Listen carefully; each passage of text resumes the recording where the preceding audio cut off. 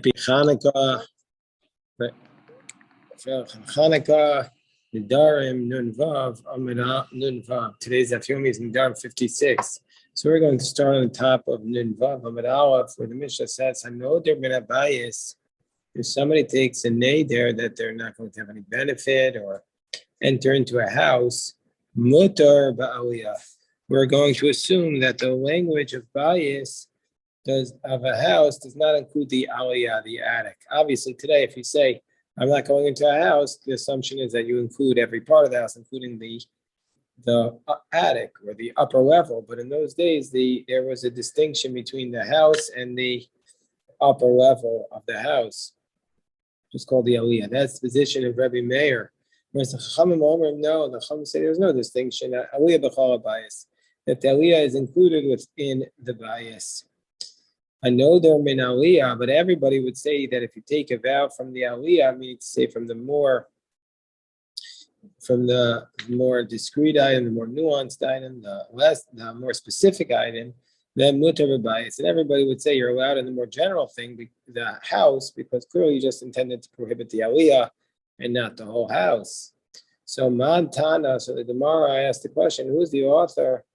Who's the Tanaitic author of the following statement when it says in the Torah, "Bebeis eretz achuzaschem"? This is referring to a verse in Vayikra Parak Daled where it says, "Ki tavo eretz Canaan." When you come to the land of Canaan, which I'm going to give to you as an inheritance, Natati neged saras bebeis eretz achuzaschem, and I give to you an affliction on your house.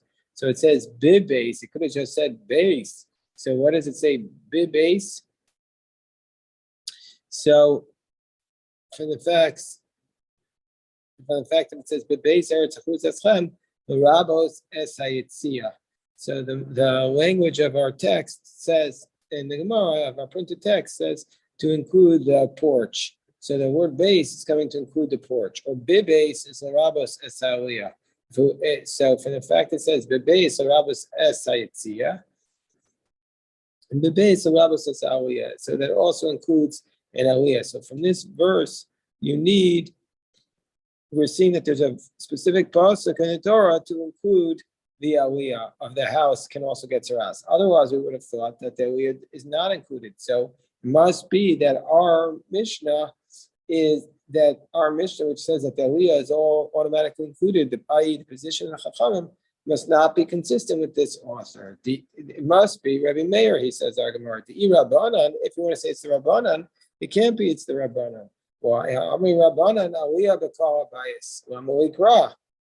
So bebeis ribuye. So we know the Rabbanan say that the aliyah is included within the house. So why would we need a verse of bebeis to add on the attic? The Rabbanan say automatically the aliyah is in part of the house. We had read this statement, this line of the Gemara is bebeis l'rabos hasayitzia, but the Ran writes, quoting Rav Moshe bar Shneur, that when it says Yitzia, the proper girsa is bebeis l'rabos hasatzavua, comes to include a house even if the walls are painted. That you might have thought that a house that's painted, if it's not just plain white, we're going to assume that it's maybe tzaras can't come on the walls of the house, like we see by the garment of tzaras. If it's a multicolored house, a multicolored garment, it can't have tzaras. But here we're saying no, that even if it's painted, it could get tzaras.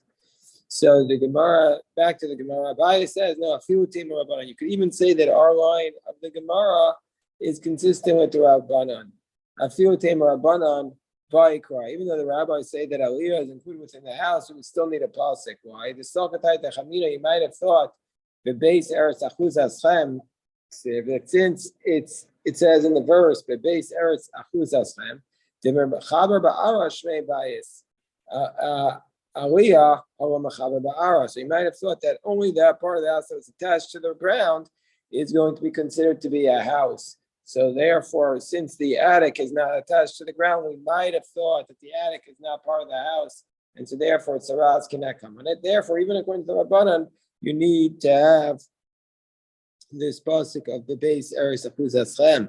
This idea of something needs to be attached to the ground is halacha from mikvah. The mikvah has to be something that's mechubar lekarka, it needs to be attached to the ground. Therefore, you can't have, for example, a mikvah on a second floor. You've never seen a mikvah on a second floor for that reason. So, so the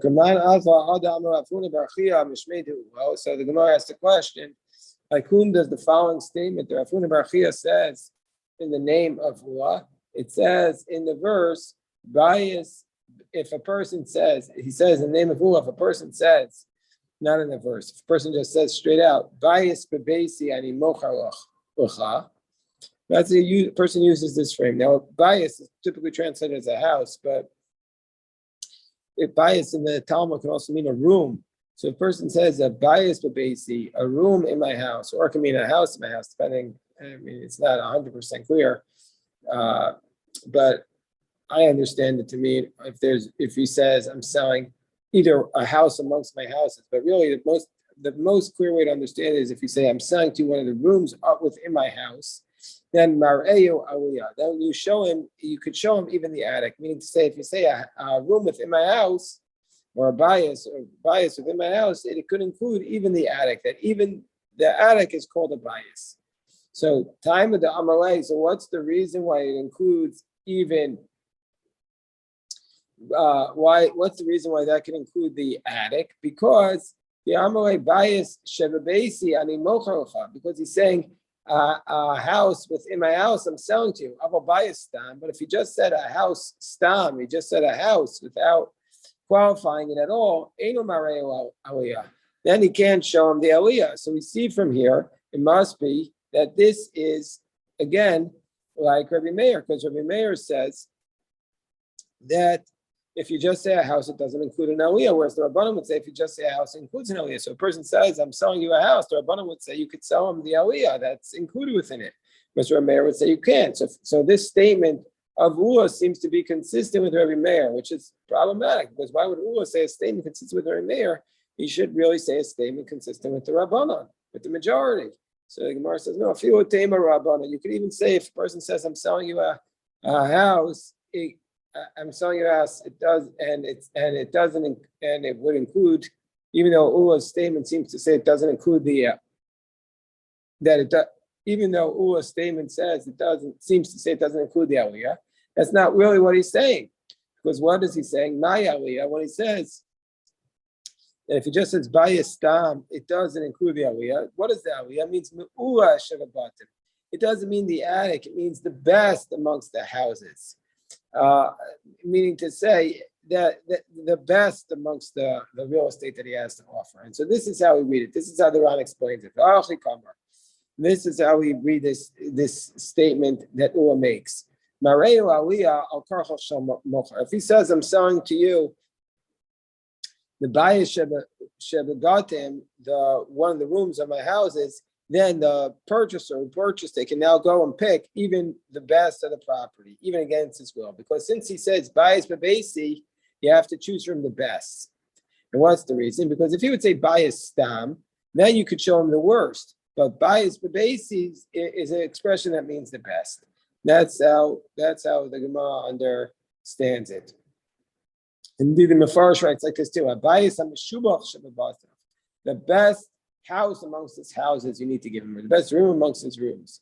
But if he would just say bayis stam, then he could show him the worst. So that's all Ula was saying. He was not really referring to the whole conversation about the attic at all. Next Mishnah, Nedarim Amita. Somebody takes a vow that they're not going to have any benefit from their bed. Mutar b'dargash. They're allowed to benefit from the dargash. The dargash is not going to be included in the bed. But what's a dargash? The Gemara is going to explain what a dargash is. Whereas that's the position of Rabbi Meir, whereas the Chacham say dargash b'kol mita. Again, the Chacham say that the more specific thing is included more the general thing. A dargash is a type of bed. I know them in a dargash mutar b'mita. But if somebody takes a vow specifically from the dargash, they're going to be allowed to use the bed. Everybody says it because then you took the vow for the more specific item. My dargash, what is this dargash? So Amar Ula explains that the dargash is what's called the arsa de gada. Arsa de gada, a couple of different approaches to this. so the Mefarish explains that, and the Ran also explains here, the Ran elsewhere in Sanhedrin seems to say something else, but go with the Ran here, says that this is a bed that they arranged in the house for good luck, for the mazel of the house, the Ran writes. And so this was a good luck bed that they used to keep in the house. So Amalei Rabbanu Uah, what about the fact that it states in the Mishnah Moikatan Kishem Evarim, when they escort a person who's Rahman al a mourner, when they escort him back from the Levaya, the whole people are reclining on the ground, and the mourner sits on the dargash. So does that mean does that mean to say that the whole year he doesn't get to sit on this dargash? That the whole year, and this is a reference, I just want to say in context that this is a reference to a king, that one of his relatives died, and he still has to sit shiva. So then when they bring in the meal, that everybody sits on the ground because he's a king who's in mourning, but he sits on the dargash. But what do you mean to say that Kula Shatev Lo Yosef Allah, the whole year he doesn't sit on the dargash? Nobody sits on the dargash, but Ahu Yoma, that during the days of a shiva, the king sits on the dargash. Yosef Allah is going to sit on the dargash. So Maska for Ravina says, why not? Why don't we just say it's like meat and wine that you have to give him, that you have to give the king or the mourner, the king while he's mourning, you have to give him meat and wine, or they used to give in general the meat is from our version it seems to be that they used to give them specifically meat and wine at the Sudas Avara, but the Gersa and Sanhedrin is different. The Gersa and Sanhedrin is that you give him food and drink, that you weren't specifically obligated to give him meat and wine. So the whole question would it's a whole question whether or not you're obligated to give him meat and wine. But our whole question here is predicated upon the fact that Ravina assumes that you're required to give the king who's mourning meat and wine. So it says, the whole year, if he wanted to eat meat and wine, he could, but now he's obligated to eat it while he's at this meal after the Levaya. So we see from here, that he would be, that there's room to say why he would be required to sit on the dargash. So if that's the case, it's possible that the dargash was the special bed, and that's why the king sat on it. But there is another problem, Ravina says. So that question that we forced the king to sit on it at a Suda Savar, that's not a question. The question is, though, the Tanya dargash lo yakafelo, that the dargash, there was a practice that when there was a person who died in the house, the person who died, the mourners in the house were supposed to turn over the beds. Why do we turn over the beds? This is to remind us that there is a loss of Tzelnok and there's a loss of God, and so therefore our lives are turned over, and so therefore they would turn over the beds. If you want to say V'yamas Arsa Degado, if you want to say that Arsa, that if it's that Arsa Degada, that the Dargash is this bed, this good luck bed. Vatanya Kofas Mitasa Lo Mitasa Bovad who Kofel Kol Mitoshia Shobetov Bias Kofel. That you turn over not only we say that you're not only supposed to turn over his own bed, but all the beds in the house. And if you want to say that the dargash is the ars of the gada, why wouldn't we turn it over? And we have a price that says we don't turn it over. But if it is indeed the ars of the gada, we should turn it over. So the Gemara says that's not a question. Again, what's Ravina's question? Ravina's question is, you want to say that dargash is this type of good luck bed ars of the gada, then we should have to turn it over. But we know from the price that we don't turn it over. So the Gemara says, "Oh, gosh, it's not difficult. Why? No, the dargash, yeah, it's a good luck bed, but it's also specific for clothing that they would put on it. And since it was specific for clothing, we didn't have to turn it over. We're on top of the Vavam and Alf. The Tanya, you don't have to turn it over. So if it's such a bed.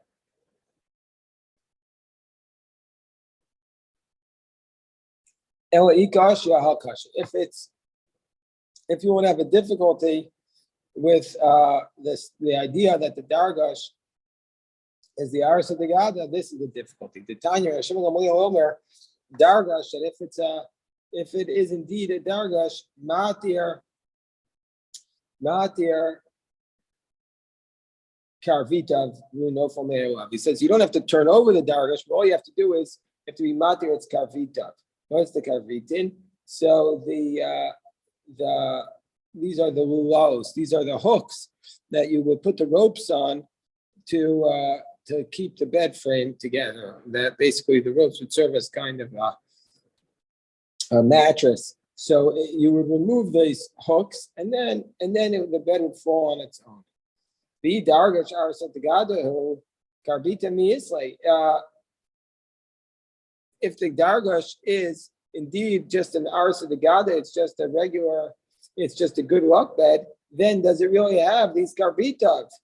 Because it's like all the other beds, and that we know that the other beds don't have karbitin. That's how the Mefarish explains it. The Kimlo, they knew the Avu karbitin, that they didn't have these karbitin, they didn't have these hooks on the other beds, because the other beds were not made to be taken apart, but they would stand in that place permanently. This is, by the way, where we would really need to understand sugyas like this. We need to know the reality of the Talmud. We need to study exactly how they used to make their beds, but we're doing the best we can based upon the interpretations of the Mefarish and the Ram. So the Gemara says, Kiyasa Ravin. So when Ravan came from Eretz Yisrael to Bavel, Amar Sheilti Uhumi Rabbanan Rav Tachlifa Bar Marava Shmei. So I asked one of the Rabbanan in Eretz Yisrael. His name was Rav Tachlifa Bar Marava. Davashliach B'Shuka Titzali. He was found that he used to frequent the leather markets. Amarli Mari Dargish, and he said to me, "What's a Dargish?" And I explained it was an Arsa Titzali. I said it was a bed that was bed made out of leather, that there were leather straps that were tied alongside it. Itmar, so the Gemara says, let's talk about the distinction between a regular bed and a dargash. Ezu mita vezu dargash. What's the difference between a bed and a dargash? They take the straps, the ropes, and they would wrap them, or they would tie them on top of it. They would go over the frame, whereas the dargash whereas the dargash they would tie it inside of it, so inside of the frame, not on top of it, not on the outer side. So the Gemara challenges this idea of Rabbi Yirmiyah. The Gemara challenges this idea of Rabbi Yirmiyah. The distinction between a dargash and a mita is that a mita is on top, that a mita is on top and a dargash is inside. Gemara challenges this from a brisa. Now, when does a regular wooden utensil able to contract tuma? Meaning to say, when is it a finished product? A mita v'arisa, the bed and the cradle, you shoot from the or adad. Once they're rubbed down with the fish skin, which would give it a smooth finish. The mita Mr. Regis al Gaba, but if you're going to say that the ropes of the bed are going over the frame, why do you need to rub it down with fish skin? Why don't we just say that nobody's going to see the wood anyway? But so therefore the Gemara says we give a different answer. We reject what Rabbi Yirmiyah said. We said both the mita and the dargash, the straps are tied inside of it. Mita ue vafuke bebizne, and whereas the dargash ue vafuke vavavta. So the difference is in how we hold up the ropes. That the bed, they would bring the ropes into little slats in the frame, whereas the dargash the ropes would go into hooks that protruded from the frame, and that's a distinction between the two cases. Amar Rabbi Yaakov Barach Amar Rabbi Mita Shenakutea. This is something we remember from Moed Katan. This is like a canopy bed where it has one pole on each side, and then there was a pole across the top, and they used to put like a sheet going over it. So a mita shenakutea yotzin zokfa v'dayo. What you do is you could stand. You can't turn it over. How are you going to turn it on its side? It's impossible. So zokfa, you would stand it up, and that would be sufficient. And Amar Rabbi Yaakov Bar Idi, Amar Rabbi Shua ben Levi, halacha Rabbi Shimon Gamliel. The law is like Rabbi Shimon ben Gamliel, who said that all you have to do when it comes to the dargash is to remove the karbitin, and then the mattress of leather, the straps of leather would fall from its own, and that would be sufficient. Okay, so now we're up to the next Mishnah. Noder min ha'ir. Somebody takes a vow that they're not going to enter into a city. Mutar l'kanes l'tchuma. So we remember that when it comes to the laws of Shabbos, that there's 2,000 amos that you're allowed to walk outside of the city limits, but the 2,000 amos don't start until the Ibura Sha'ir, which is 70 amos, 70 and 2/3 amos, the swelling of the city. So we say that if somebody makes a vow that they're not going to go into a city, they're allowed to go into the Tchum, the 2,000 limits. Also, Ibura, but they're not allowed to go into they're not allowed to go into the Ibura of the city. The swelling of the city is going to be considered part of the city. So the Tchum is not considered part of the city, but the swelling is part of the city. I know they're going to bias, but if somebody takes a vow that they're not going to go into the house, also min ha'agaf, they're prohibited to go into the agaf. What is the agaf? The agaf comes from the Nehemiah where it says yagifu hadalastos, and so meaning to say, this is the part where you would close the door under the lintel. So if you say you're not going to go into a house, that's the part that you're not allowed to go into, but into the space, the doorway, up until that part where the door actually closes, that's not considered to be part of the house. So the Gemara says, "Minoan the ibura the masa kamas." How do we know that the ibura of the city, that the swelling of the city is going to be considered like part of the city? Amar Yochanan, Amar Kral. So Rabbi Yochanan says, based upon a pasuk, the verse says in Joshua, "Vayhi b'Yos Yeshua b'Yericho," that Joshua was in Jericho, and when Joshua was in Jericho, he lifted up his eyes and he saw that there was a man standing next to him. This was prior to they were preparing to invade the battle, and says already that Joshua was in Jericho. So my be Yericho. How could Joshua be in Jericho? Elim would be Yericho mamish. If you want to say he was actually in Jericho, but it states Yericho Sogeris Misugeris. Jericho was closed. It was Sogeris and Misugeris. It was completely closed, that nobody could get into. To Jericho. So why would you think that he was actually in the city? So it's not possible. Nobody went in there. So the reason why it says Sogeris and Misugeris, the double expression here shows the amount in which it was actually closed, and it was more closed than any other city. And the Radak says it was close to the outside, and Misugeris said even the people inside weren't able to go out. So So where was Joshua? Joshua was in the swelling of the city. He was outside the walls, but was in the first 70 amos of the city. Maybe it means he was even in the Tchum, and it's still considered part of the city. It says that about the Tchum specifically, it says in its measurements were outside the city. So therefore, there's a specific verse that the Tchum is outside the city.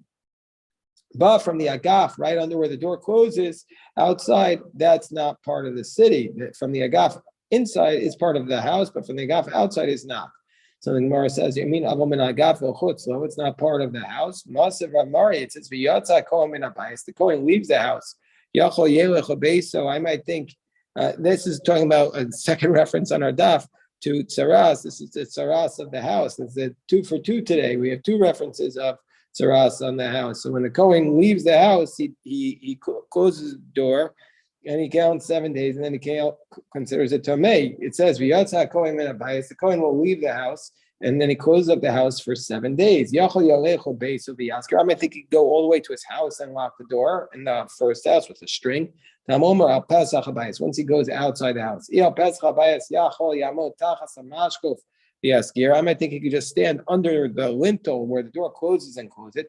He leaves the house until he leaves the whole house. How does he leave the house? he stands on the side next to the mashkov, next to where he closed it, v'yaskir. And that's going to be considered closed.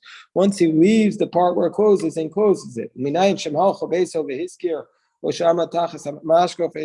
do we know if he goes all the way to his house and closes it?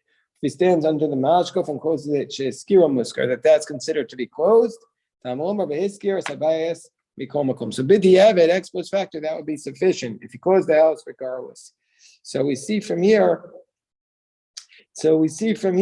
that by a house you need to be completely outside the house. So the Torah says that b'diavad it's okay as long as he's outside the house. So we see from here that in this airspace of the house, or in the doorway, it's still considered part of the house. But from our Mishnah, it seems like the doorway, but as long as you're not directly underneath the door, that is considered outside the house, where from this source, it's still considered part of the house. Like Mar says, Shani Gabi Bias, so it's different there. In this case, they'll say min bias, min bias, cool. It's different by charas of the house because it says the verse min bias needs to be completely out of the house. So there's a specific verse. Okay, we'll stop here.